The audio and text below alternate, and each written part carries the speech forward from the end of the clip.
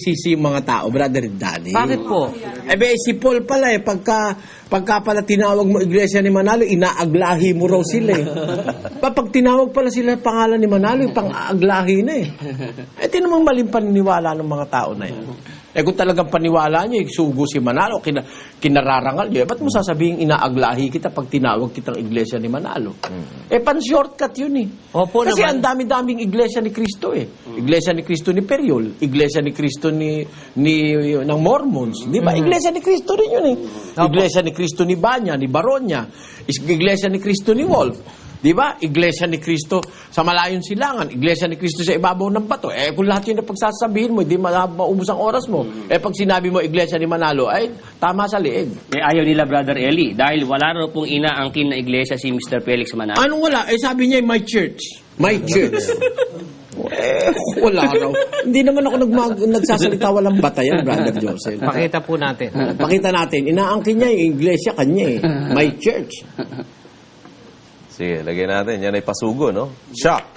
When we expressed shock at such censorable language, Manalo said, "Why?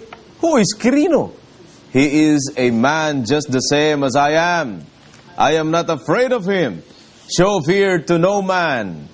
That is the best way to defend your rights. Members of my church were beaten up, some killed because they refused to vote for Quirino."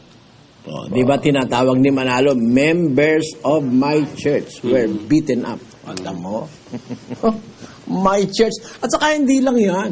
Nakasulat sa kanilang rehistro the founders of this society, of this association are Felix Manalo, Pedro Inocencio, yan ang pinaglalagay nila sa kanilang rehistro. Nakapirma pa si Manalo dyan That they are the founders of that association. Kaninong iglesia yan? Hindi naman kay Cristo yan sa kay Manalo yan Apo.